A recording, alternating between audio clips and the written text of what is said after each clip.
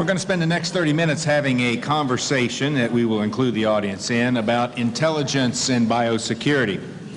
A little intelligence update before we begin. While we were sleeping last night, the South Korean Minister of Defense was talking to the South Korean National Assembly and said that North Korea has the capability to launch 13 different types of biological attacks.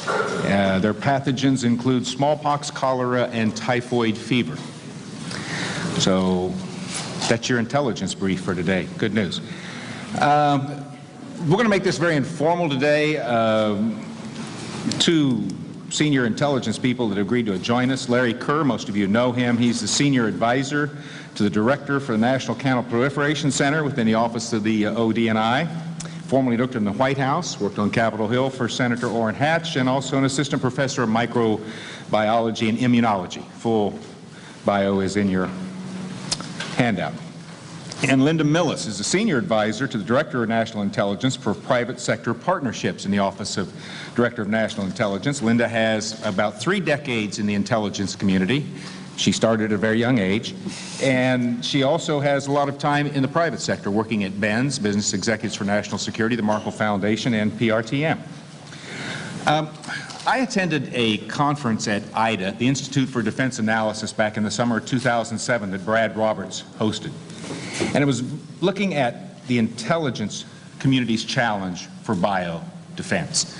And this was a time when we really weren't spending that much time looking at terrorist organizations. It was primarily about nation states. But Brad had done quite an extensive review of previous analysis of different countries.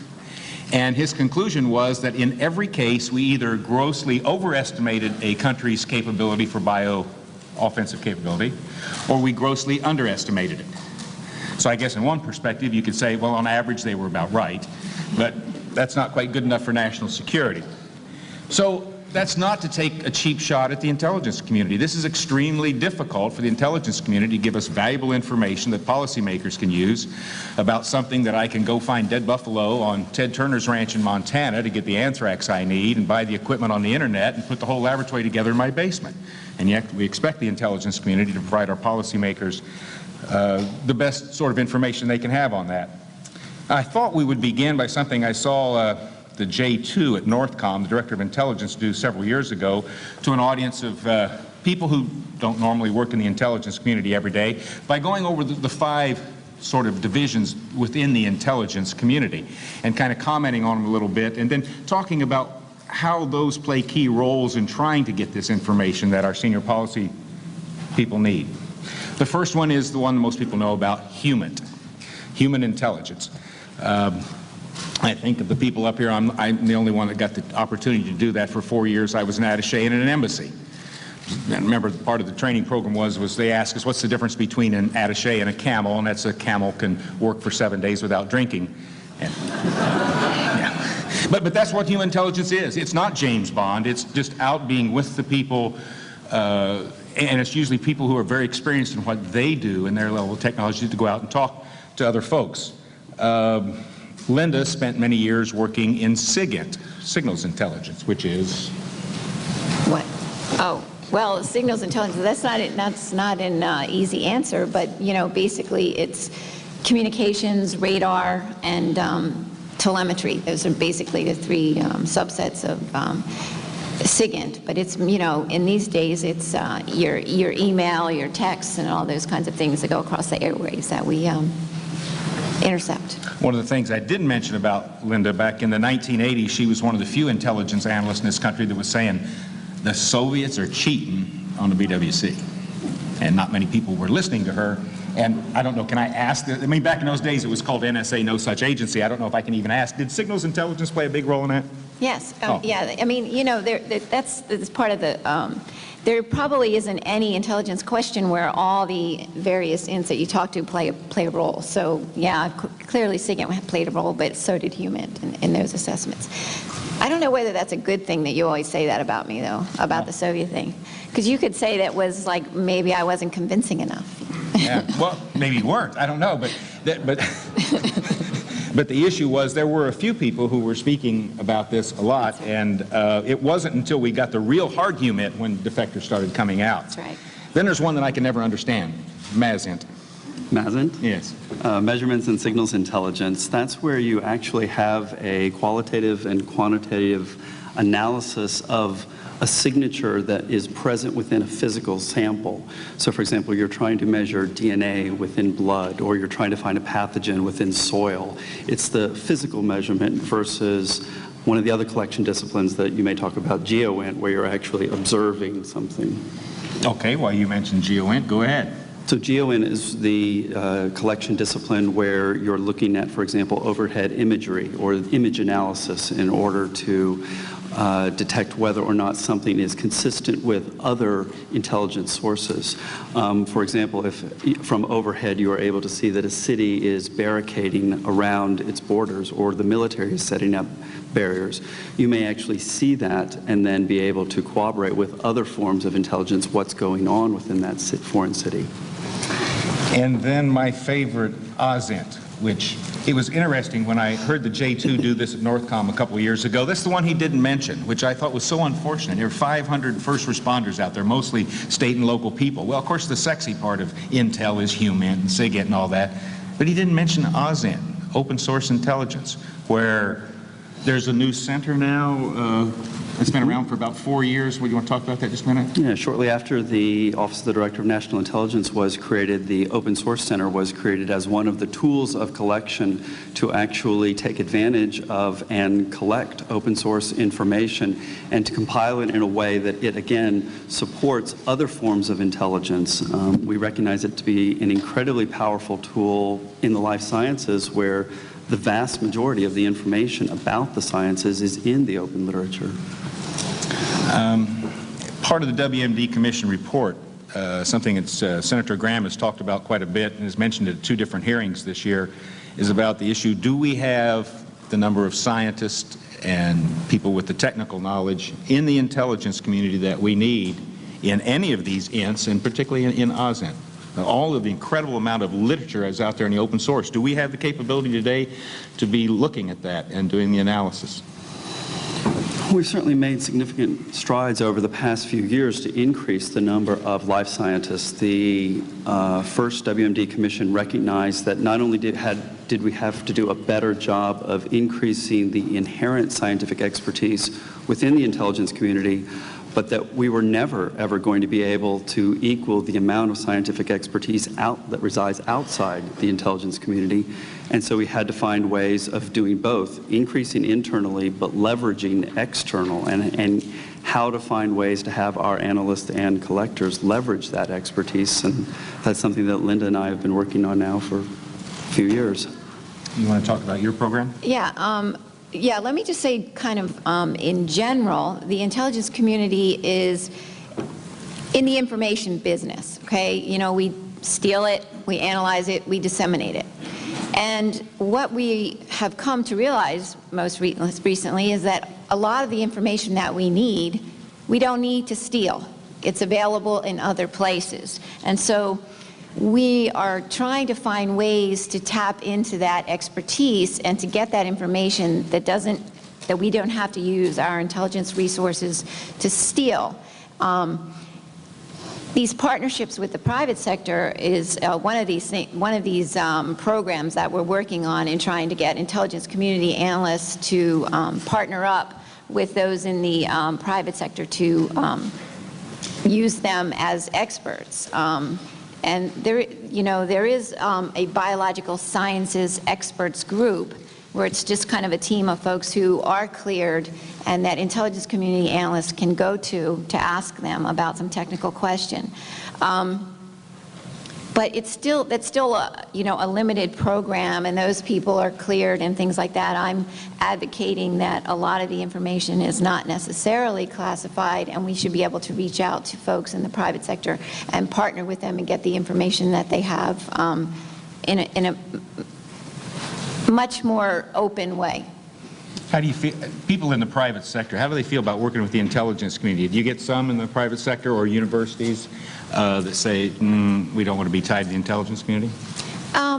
You'd be surprised. I think that there are lots of folks in the private sector who want to have a role in national security, and if they have information that they think can help a national security issue, they're willing to provide it. But that's not to say there aren't some folks who are not trusting of the government. You know, they don't necessarily want to share the information they have because they're afraid of what the government might do with that information. But I think for the most part, the private sector is willing to partner with the intelligence community. I've even had some NGOs reach out to me with information that they had. So, I've heard you say you don't have a problem in the intelligence community recruiting scientists to come in. How about the retention issue? How about keeping them? I mean, this is obviously a better job than most postdocs, right? Sure. I mean, we are symbolic of what's going on actually across the federal government, where we often are able to recruit really, really good scientists, junior in their academic training, and then they come into the community, and then a couple of years down the line, we lose them. And a lot of times it's to the private sector who can actually, afford to pay them more. We also have an issue that as the workforce matures and we lose individuals just due to retirement, we're trying to find ways to keep that expertise resident within the community so that we can leverage that and maintain that historical knowledge and operational experience that they possess. So it's a continuing battle on the workforce of trying to keep the appropriate individuals at the junior level, the mid-managers level, and then the senior level, and it's a constant struggle. And one of the programs you have to kind of keep them is this return to industry program or something you told me about, where they get to go back to the bench? Oh, we have a program, a sabbatical program, where we're looking at, we actually offer, for example, we have scientists who come in and there are analysts. And any of you who are scientists and have stepped away from the bench for even a short period of time know you lose your scientific skills after a short time. And so one of the things that we have created is an opportunity for individuals to go back out to academia and refresh their skills, become part of an academic environment, and then come back to the community to continue to refresh those skills that they have obtained. Can you give me an idea about numbers? Are we talking about just a handful? A handful. Okay. Senator Graham has really been pushing for something, he calls it an ROTC-like program for the intelligence community. And he's testified on that twice this year, that where we would find sharp young students, like some want to come in the military and get their college paid for and even get a little stipend while they're in the undergraduate program, and then they would owe the government so much time. Seems like a program like that at the graduate level might be very good too, to help recruit these scientists, help them get through graduate school with some sort of commitment to come in. What he hasn't mentioned that I would like to hear your opinion on is something that's been very successful in the military, is a reserve program. Is that people come in, serve their 4 or 5 years in the military, and then go back to civilian community, make more money, or do whatever they want to do, but we still have them where we need them in a surge or a national crisis. Any discussion of something like that? Not exactly as you've described it there. I mean, the concept of certainly an ROTC-like program, or being able to offer individuals who think they want to go into the national security apparatus that benefit of knowing that they have that as a career choice after they graduate, is something that's used by a wide variety of disciplines and universities and schools, so it's certainly a program to look at. Our concept of the reserve cadre is more as we are trying to get individuals who have left the community to try and keep them as part of the community, including maintaining their clearances, and that they remain on, as you've described, like a reserve status, so that they can be accessed and asked for their help whenever it is needed, even though they're not actually part of one of the official IC departments or agencies. One of the things that Senator Graham and Talent say every time they speak, whether it's in Congress, to the press, or wherever, is that today is the most difficult day it will ever be for a terrorist organization to make a biological weapon. As we move forward on the timeline, it's only going to get easier and cheaper. So one would assume, perhaps, that the intelligence community, if they believe that, would be in the process of ramping up the priority for intelligence for biothreats. More people, more money, higher priority. Is that a correct assumption?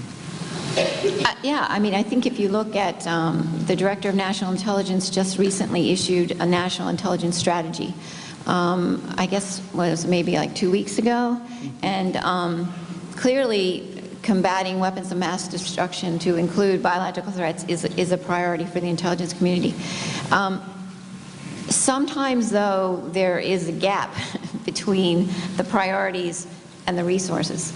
And I think, especially if you look at the biological weapons effort in the community, that despite it being high on the list of priorities, there aren't a lot of folks working on it. I mean, it's, Larry will know the numbers, but it's fewer people than this room. I mean.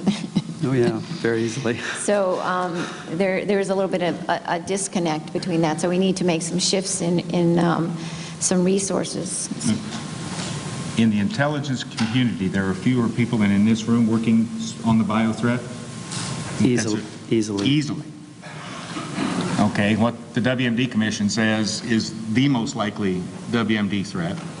And if we don't take urgent, decisive action, it will happen somewhere in the world between now and 2013. And we're not the only commission to say that, or the only organization. I've heard a lot of people say that. Mm-hmm. And so what is it?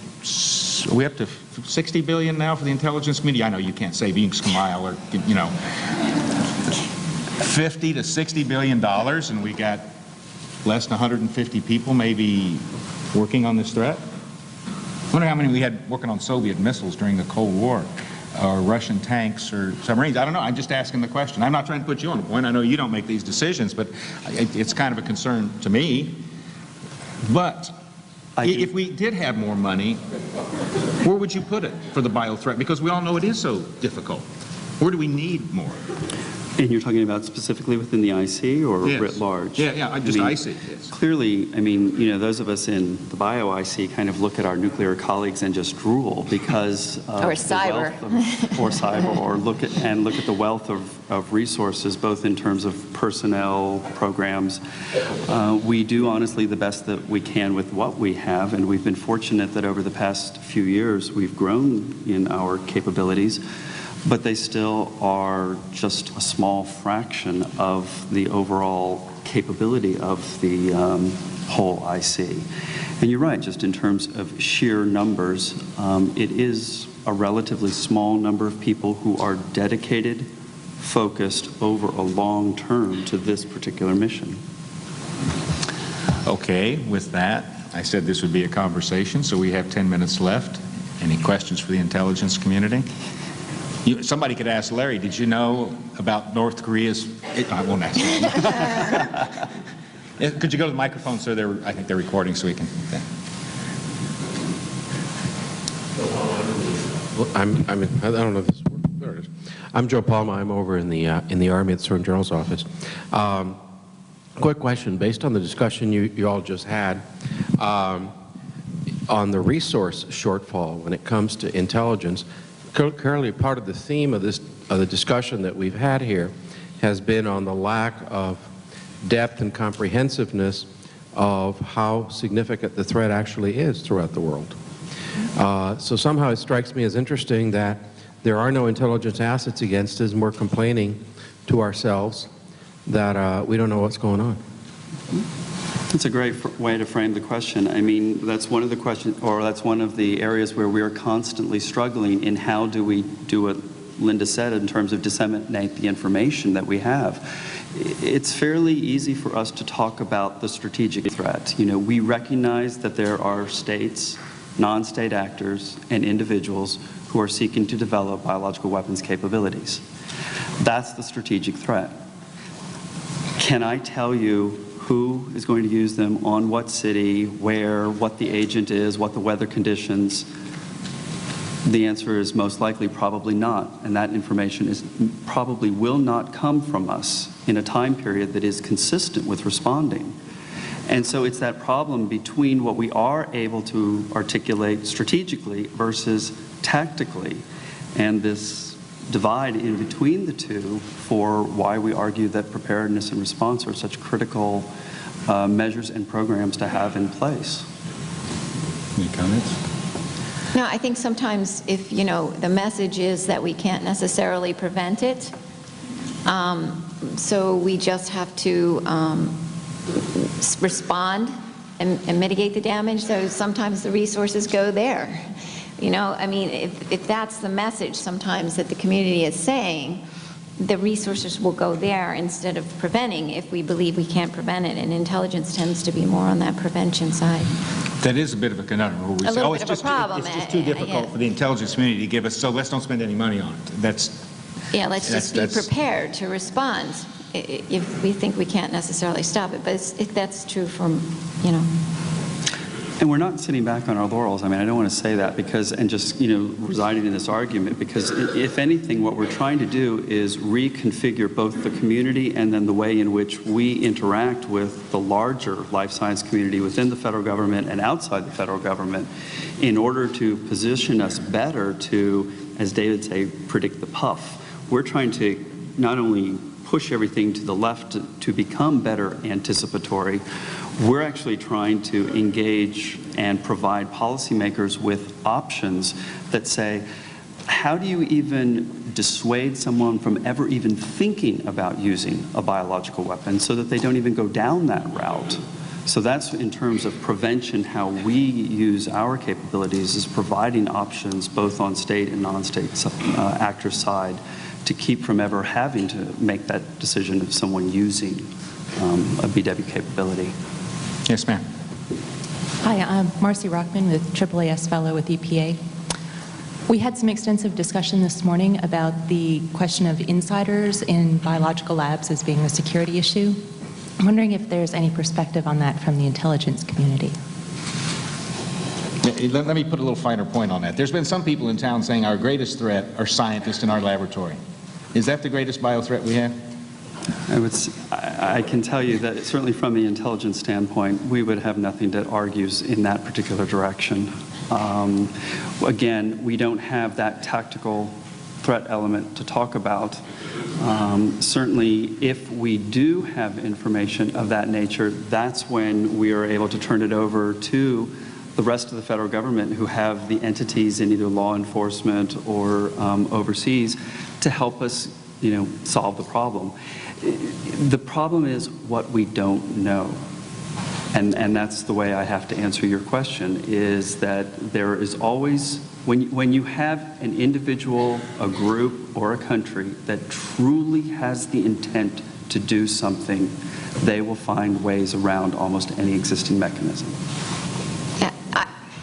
Let me just add to that. I was thinking about all of the personal reliability issues, and those of us in the intelligence community, we're used to that. I mean, we're trained every day. We have no privacy. We give it all up, and we are trained to understand that we are targets of foreign intelligence every day. We understand that. We're trained that way. And I don't think we feel like the government doesn't trust us because, we have all these protection things and, padlocks on an incubator. I mean, I have to go through all kinds of things to get to my office, but, my boss still has a cipher lock on her office because she has something that I'm not cleared for. So there are all these levels, but it's part of our culture.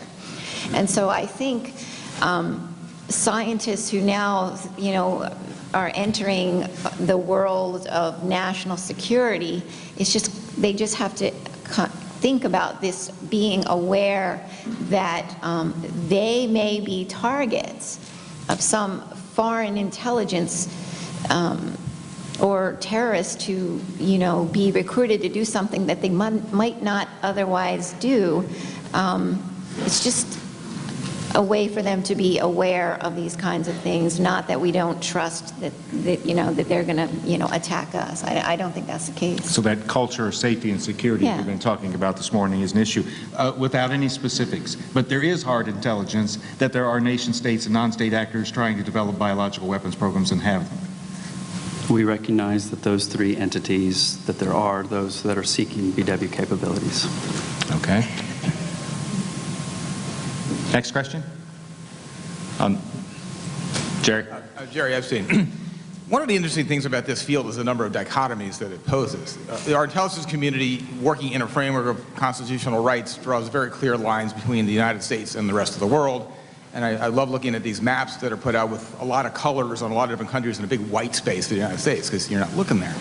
On the other hand, science and technology are global, and the threats and the capabilities are everywhere, and they aren't drawing those boundaries. So now we have the ODNI, we have FBI, we have some other partners, but I wonder if you could say a little bit about, are these constraints hampering our ability to actually look at threats and technology where they are? Are we managing that? Is it still a problem that's not quite solved? How do we deal with this intelligence, foreign, domestic issue? Let me try. I will tell you, it's a problem that's not yet solved. And, you know, nowhere was it more apparent when we began in the early days of H1N1 following April 15th of this year. You're absolutely right. We, had parts of our community that were generating charts and maps that had all the rest of the world, and the United States was whited out. And it was because we did not have that capability under our legal frameworks to be able to share that information and produce, even a consolidated map. We do have those laws in place for reasons, and protecting the civil rights and liberties of U.S. domestic citizens is paramount, and there are simply boundaries we cannot cross. Certainly in the counterterrorism area, post 9/11, the reform that took place, and in the formation of NCTC, a lot of those silos of information were broken down so that there are places where that type of information sharing can occur. That doesn't necessarily occur in all parts of the community, and so there's a great deal of work to be able to figure out how we can actually better synergize those sources of information, particularly as we've been discussing today. In the biological arena, the vast majority of the information is open source or unclassified. Last question. My name is Sushil Sharma. We have been monitoring or interested in the proliferation of BSL-4 labs overseas, but in particular in Asia. And given the fact that microbiology has a dual use and it can be misused, the biggest proliferation we are seeing is in the two sectors, and that is the academic sectors and the biotech. Now, what kind, and given the fact that also that unlike nuclear power plants, biological labs do not have any distinct markings. So what unique challenges do you face in tracking that whether these dual-use facilities are being misused or can be potentially misused? Mm-hmm. So the best way I know to answer your question is that for years we've been very, very, very good at following things around the world. We could pretty much tell you where widgets are. The problem is that we got into, particularly with the intelligence failures in the earlier part of this decade, is that we based our assessments on capabilities without understanding the true intent, motivation, or commitment of the individuals or entities that were planning to use those. And so we've tried to strike a much better balance in the community by seeking more information about what are the intents of the leadership, the military, the government, the intelligence services of foreign countries for those capabilities, and then balancing them. But as Randy started off the conversation, it's one of the hardest problems to crack. And getting that information, which is most often classified, is what we are about, and offering those assessments and analyses to policymakers. Without sounding like an apologist for the intelligence community, which I was once part of, they've given us a lot of strategic warning. It was like George Tenet. Go back and look at his open testimony from 1999 on. He said Al-Qaeda is going to come to America and attack us. I mean, there was strategic warning, but the tactical warning wasn't there. I know when I was a young officer, I had a guy try to explain to me one time the difference between strategic warning and tactical warning. Strategic is what George Tenet was doing in 1999. Tactical warning is when somebody yells duck. Okay? The intelligence community is never going to give us that. And that is certainly something that we have to convince some of the folks in this town that get to deal with them. So I want to thank you very much, and thank Larry and Linda for their time up here. Thank you. Thank you.